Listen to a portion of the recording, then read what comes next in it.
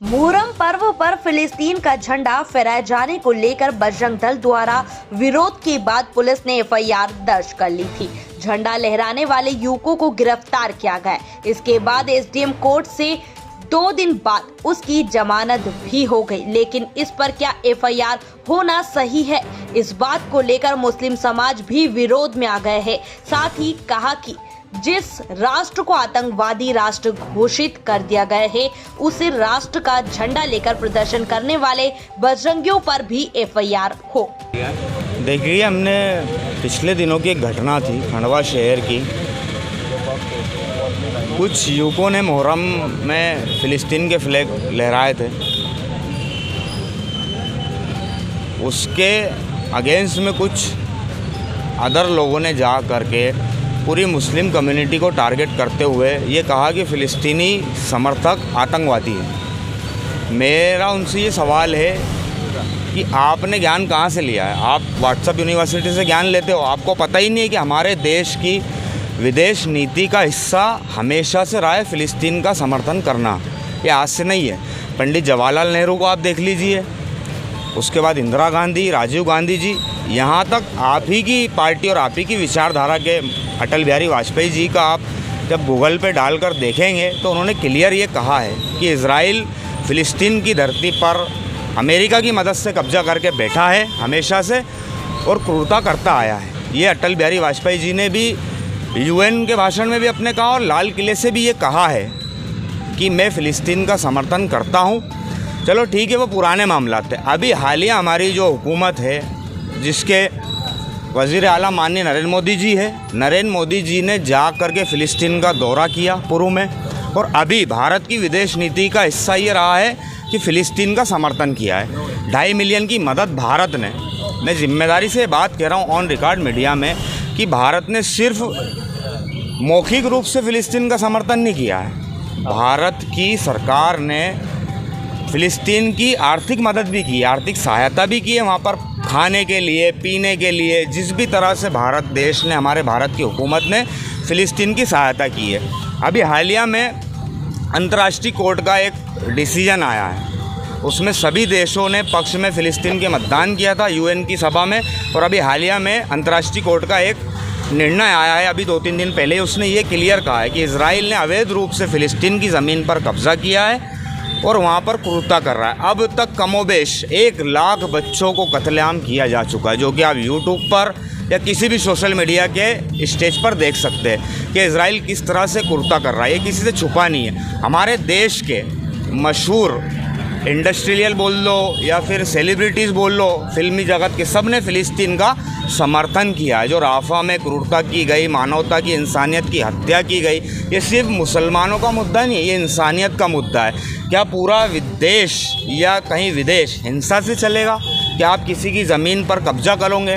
दूसरी बात तो ये, पहली बात ये हो गई थी कि मानवता के नाते और देश के नाते हमारे देश की विदेश नीति का हिस्सा रहा है फ़िलिस्तीन का समर्थन करना। हमारा देश हमेशा जालिम की हुकूमत में नहीं रहा है, बल्कि मज़लूम की हिमायत में रहा है। फ़िलिस्तीन ने समर्थन, भारत ने फ़िलिस्तीन का समर्थन हमेशा किया है। उस पर पालीवाल ने कहा कि मारो काटो, तो क्या भारत की गवर्नमेंट पे भी आप यही आपके बोल रखोगे?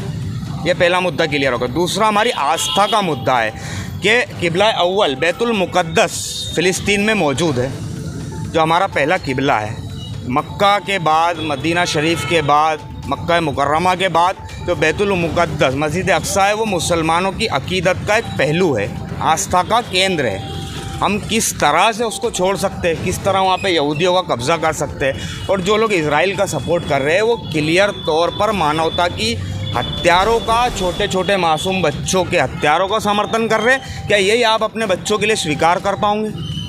जो इज़राइल है वो एक आतंकवादी देश है। ये हमेशा से सभी शांतिपूर्ण देशों ने कहा है, यही हमारी भारत की विदेश नीति है कि इज़राइल एक आतंकी देश है।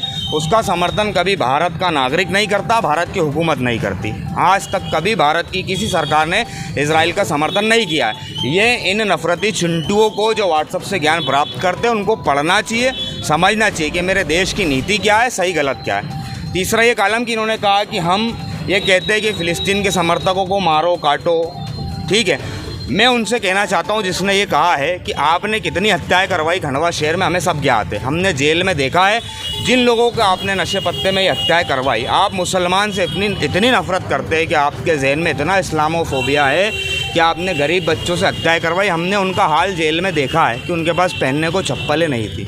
तो मैं आपसे कहता हूं कि आपकी मुस्लिमों के प्रति नफरत शांत करने का एक ही तरीका है, आपके बालक से आप किसी मुसलमान के लिए हिंसा करवा दो, हो सकता है कि आपका गुस्सा शांत हो जाए। अन्यथा आप खंडवा शहर को भड़काना, जलाना बंद करें, एक समुदाय को दूसरे समुदाय के खिलाफ भड़काना बंद करें। और या तो आप इतना ही, आपके अंदर इस्लामोफोबिया है, इस बीमारी से आप इतने ही ग्रस्त हैं, तो आप आपकी औलाद से मुसलमानों के लिए नफ़रत सिखाए और उनसे हिंसा कराने का आग्रह करें। आप क्यों गरीब बच्चों का ज़िंदगी ख़राब कर रहे हो? आपके बालक से आप हिंसा नहीं करवाते। जब आपके बालक से आप हिंसा नहीं करवाते, आप तो किस तरह आप दूसरे के बच्चे से हिंसा करवा सकते हो या उसके लिए उकसा सकते हो? तो मेरा यही कहना है प्रशासन से कि ये क्लियर तौर पर नफ़रत की श्रेणी में आता है, हिंसा की श्रेणी में आता है, उकसाने का, इसमें एक विशेष समुदाय के खिलाफ भड़काने का, नीचा दिखाने का, इसके ऊपर केस बनना चाहिए। क्यों नहीं केस बनता? इसके पहले सीएसपी ऑफिस में एक नफरती चिंटू ने खड़े होकर सीएसपी साहब के सामने अनर्गल टिप्पणी करी थी, समस्त मुस्लिम समाज को काटने मारने की धमकी दी थी। आज दिनांक तक उस पर केस नहीं हो पाया। अभी भी वही का वही हो रहा है। इन लोगों को बढ़ावा मिलता है क्या? इनको राजनीतिक संरक्षण प्राप्त है? क्यों प्रशासन इस पर कोई कार्रवाई नहीं करता? अभी यही कोई उर्दू नामधारी करता या कुछ करता, अब तक उस पर एफआईआर हो जाती, उसका घर टूट जाता, सब कुछ हो जाता। तो हमारा यही प्रशासन से आग्रह है कि अगर आप शांति की उम्मीद करते हैं तो आपको न्याय करना पड़ेगा। समस्त मुस्लिम समाज शांतिपूर्ण तरीके से यहाँ पर आया और हम कंधे से कंधा मिलाकर प्रशासन के साथ खड़े हैं। अगर हमारे समाज का बच्चा भी कुछ गलत करेगा तो हम कभी उसका साथ नहीं देंगे। लेकिन हमारा प्रशासन से यही आग्रह है कि हम भी यहाँ पर फ़िलिस्तीन के समर्थक बनकर आए, क्योंकि हमारे भारत की विदेश नीति ही यही है, हमारे देश की विदेश नीति यही है कि फ़िलिस्तीन का समर्थन हमारे देश ने हमेशा किया है। और जो इजराइल के झंडे लेकर आए थे, जो आतंकी देश के झंडे लेकर आए थे, वो आतंकी मानसिकता के पूर्ण रूप से खुला समर्थन कर रहे हैं। और उनका समर्थन इजराइल को इसलिए कि मुसलमानों से नफरत करना है, इस्लामोफोबिया, उनका इस्लाम पूर्ण रूप से खुला समर्थन कर रहे हैं। और उनका समर्थन इजराइल को इसलिए कि मुसलमानों से नफरत करना है, इस्लामोफोबिया, उनका इस्लाम से इतनी नफरत बढ़ चुकी है, इजराइल से उनका कोई लेना देना ही नहीं है, सिर्फ इसलिए कि मुसलमानों को मार रहा है, काट रहा है, तो उसका समर्थन कर रहे हैं। वरना इस्लाम से उनका ताल्लुक़ नहीं है और इजराइल से उनका कोई ताल्लुक़ नहीं है, कि क्लियर तौर पे दिखता है। हमारा प्रशासन से हाथ जोड़कर निवेदन है कि ऐसे नफरती चिंटुओं पर आप सख्त से सख्त कार्रवाई करके मुस्लिम समाज को निर्देश दे कि आप भी हमारे हैं और आप भी इस देश का अभिन्न अंग है। उन्होंने कहा कि हम गद्दार हैं। हम ये कहना चाहते हैं कि हमने जिन्ना की 2 नेशन थ्योरी को ठुकराया है, हमने इस देश की अजमत और इस्मत को अपनाकर, हमारे असलाफ ने इस देश को चुना है। हम बाई चांस नहीं है, बाई चॉइस है। हम सब कुछ जानते हुए यहाँ पर रुके हैं। हम नहीं गए उस वक्त भी, ना अब जाएंगे, ना तभी हिजरत करी थी, ना अब करेंगे। हम इस देश के साथ हैं, हमारी आस्था इस देश के संविधान में, और हमें भरोसा है कि हमारे साथ